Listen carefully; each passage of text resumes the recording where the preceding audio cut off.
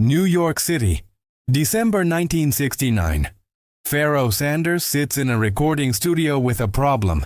He's already made waves as John Coltrane's chosen successor. He's recorded with Alice Coltrane. He's built a reputation as one of the most spiritually intense saxophonists alive. But now he's preparing to record something that could alienate the very audience that's just started to embrace him. No chord charts, no written melodies. Just a 32-minute vision built on collective improvisation, screaming saxophone, and spiritual devotion that borders on the ecstatic. His label, Impulse Records, is watching closely.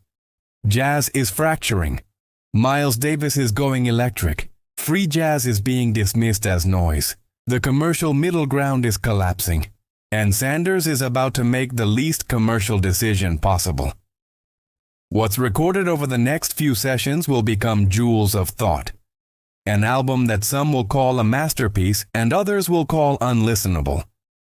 But in this moment, before the tape rolls, the question hanging in the air is simple. How far can you push jazz before it stops being jazz at all? To understand jewels of thought, you have to understand what Pharoah Sanders was running from. He'd spent years in John Coltrane's shadow.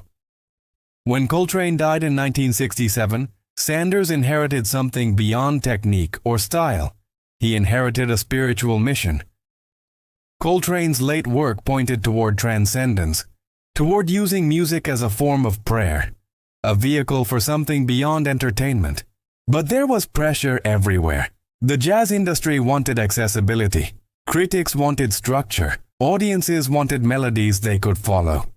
Sanders felt trapped between reverence and rebellion.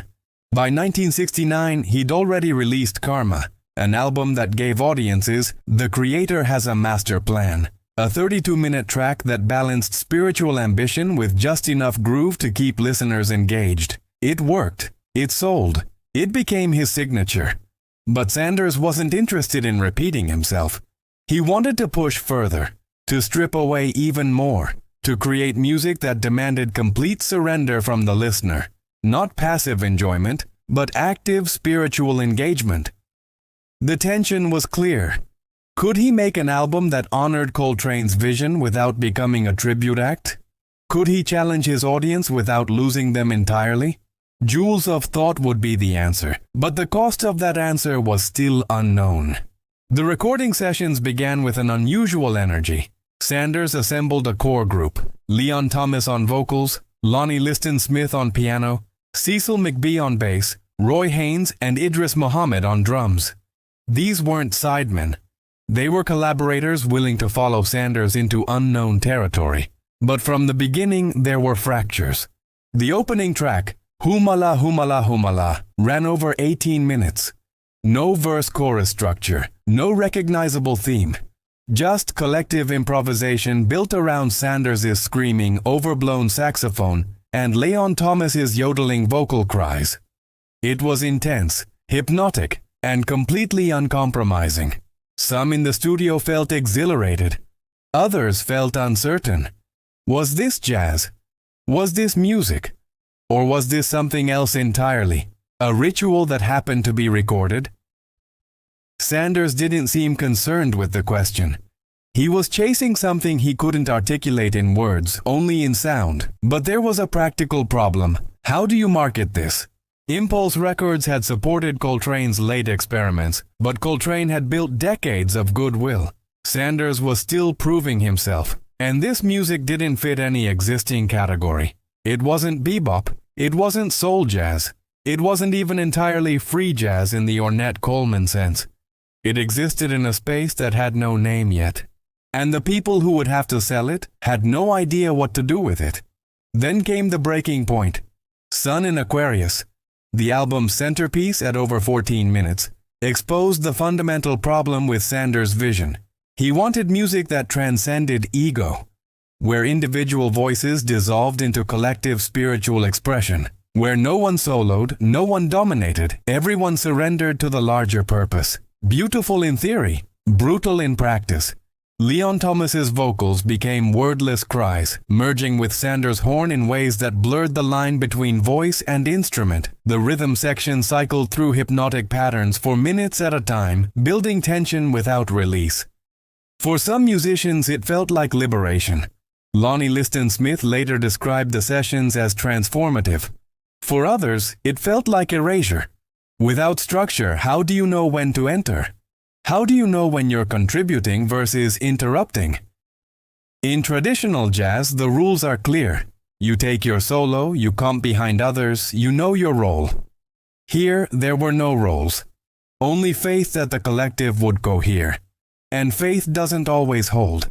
Some takes collapsed into chaos, instruments clashing instead of conversing, musicians searching for a center that kept shifting, Sanders pushing harder, demanding more surrender, more trust, more risk. The question became practical. If you make music this difficult to play, how difficult will it be to hear? But Sanders had already made his choice. The sessions continued, the tape kept rolling. And everyone in that room knew this would either justify everything or destroy him. The decision came down to sequencing. The album's title track, Jewels of Thought, was different from everything else. More structured, more accessible, a clear theme with recognizable jazz progression. It could have been the bridge between Sanders' spiritual vision and the tradition he came from. It could have opened the album, eased listeners in, given them something familiar before the challenge. But Sanders refused. He insisted, Hum Allah, Hum Allah, Hum Allah, the most confrontational, most uncompromising piece, would open. The 18-minute wall of sound, no warm-up, no introduction. The label pushed back. Why alienate listeners immediately? Why not build to the difficulty? Sanders' answer was simple. Because transcendence doesn't work that way. You can't ease into spiritual experience. You can't passively consume your way to transformation. Either you commit fully from the first moment, or the music has already failed. This was the point of no return. By front-loading the challenge, Sanders was making a declaration. This album will not meet you halfway. It will not compromise. It will not apologize for what it demands. Either you commit, or you walk away. For Impulse Records, it meant gambling on an artist who just started building commercial momentum. For Sanders, it meant potentially ending his career on his own terms. The sequencing stayed, the album was finalized, and everyone involved understood there would be no second chances. Jewels of Thought was released in 1970 to profound confusion. Critics didn't know what to make of it. Some praised its spiritual intensity. Others dismissed it as self-indulgent noise. But the most common reaction was bewilderment. Downbeat avoided assigning a clear rating. Rolling Stone covered it briefly, respectfully, without endorsement. Jazz Radio ignored it entirely. No singles, no hooks, nothing to promote. Audiences fractured immediately. Hardcore free jazz fans embraced it. Spiritual seekers found it revelatory. But casual listeners, even those who'd loved Karma, felt alienated. Record stores didn't know where to stock it. Too extreme for mainstream jazz. Too rooted in tradition for avant-garde sections. And yet, something unexpected started happening. Small communities, musicians, poets, spiritual seekers, began passing the album around like contraband. It became something you had to experience in the right setting, the right mindset. Not background music, not casual listening, a ritual. Sanders had created music that demanded a specific kind of attention. For those willing to give it, the album delivered something rare. Genuine transcendence. The sensation of being transported beyond everyday consciousness through sound alone. But that audience was dangerously small. Sales were modest. Tours drew dedicated but limited crowds. And Sanders faced a harsh reality. He'd made exactly the album he needed to make, but it might have cost him everything. The immediate fallout wasn't dramatic. It was quiet, slow, corrosive.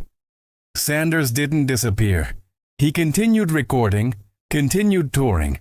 But Jewels of Thought became a dividing line. the album that separated true believers from everyone else. Some musicians who'd worked with him quietly distanced themselves, not publicly, not dramatically, but they stopped taking his calls for sessions. The music was too demanding, too risky, too far from anything resembling commercial viability. Others doubled down, seeing in Sanders' uncompromising vision a model for their own survival. But there was exhaustion. Sanders later described feeling physically drained after performances, as if channeling something that required more energy than one person could sustain. The spiritual intensity he demanded from audiences, he first demanded from himself. And there was isolation. When you create music most people don't understand, you risk becoming a cult figure, respected in theory, ignored in practice. For several years it seemed Jewels of Thought would be remembered as a noble failure, an artist reaching too far, a vision too pure for its moment. But beneath the surface, something else was happening. A new generation of musicians was discovering the album. Not jazz musicians necessarily, experimental rockers, ambient pioneers, spiritual seekers working in entirely different genres. They heard in Sanders' work a blueprint for something bigger than jazz, a model for music as transformation. The seeds were planted, but it would take years to see what grew. The shift began in the late 1970s and accelerated through the 1980s. As jazz criticism matured, as the shock of free jazz's initial arrival faded, listeners returned to Jewels of Thought with fresh ears and different expectations. What once sounded chaotic now revealed intricate collective interplay. What felt structureless now showed deep intentionality. What seemed self-indulgent now felt spiritually necessary. Critics who dismissed the album began reconsidering. The Penguin Guide to Jazz would later recognize it as essential spiritual jazz. Retrospectives started including it alongside A Love Supreme and Ascension, not as equals in influence but as part of the same lineage. Musicians cited it openly. Alice Coltrane referenced Sanders' work in interviews. Younger saxophonists studied his approach to timbre, to overblowing, to using the horn as a voice beyond language. But the real reassessment came from outside jazz entirely. Ambient musicians heard in Sanders' long-form improvisations a precursor to their own textural explorations. Brian Eno mentioned Sanders in interviews. Electronic producers sampled his tones. Hip-hop artists dug through his catalog, finding spiritual depth in the grooves. Jewels of Thought became a touchstone for anyone interested in music that transcended genre, that prioritized experience over entertainment, that refused to compromise. And Sanders himself began to be seen differently, not as a failed commercial artist, but as a prophet who'd been dangerously ahead of his time. The album that once seemed too extreme now felt necessary. Today, Jewels of Thought stands as one of the defining albums of spiritual jazz. Its influence extends far beyond saxophone technique or free jazz vocabulary.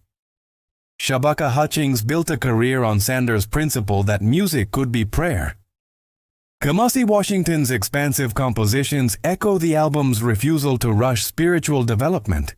You can hear its DNA in Godspeed You, Black Emperor's 20-minute meditations. In the way modern ambient music uses repetition not as background but as transformation. In how contemporary jazz embraces length, silence, and discomfort as valid artistic choices. But more than influence, the album established a principle. That music can be uncompromising and still matter. That commercial success and artistic integrity don't have to align. That sometimes the most important work is the work that refuses to meet audiences halfway. Sanders proved that an album could survive initial rejection and find its audience across decades. That patience, both in creation and reception, is a virtue in a culture obsessed with immediate validation. The album also redefined jazz's boundaries. It showed you could incorporate vocal techniques from Africa, spiritual concepts from the East, avant-garde aesthetics from Europe, and still create something undeniably rooted in the jazz tradition. Jewels of Thought became required listening for anyone serious about understanding the full scope of what jazz achieved in the 20th century. And it did so without ever compromising, without apologizing, without explanation. Jewels of Thought teaches us that art and commerce exist in permanent tension, and that tension is necessary. If Sanders had played it safe, repeated karma's formula, he might have had a more successful career by conventional metrics. More albums sold, bigger venues, wider recognition. But the music that endures is rarely the music that chases trends. The album also teaches us about listening. We live in an age of passive consumption. Music designed to fit into playlists and algorithms. Background noise for commutes and workouts. Jewels of Thought demands the opposite. It demands presence. It demands you sit with discomfort. Allow yourself to be changed by what you hear. And maybe most importantly, it teaches us about artistic faith. Sanders believed that if he pursued his vision honestly, without compromise, the right listeners would eventually find him. And they did, not immediately, not in numbers large enough for financial security. But they found him. 55 years later, Jewels of Thought remains a challenge.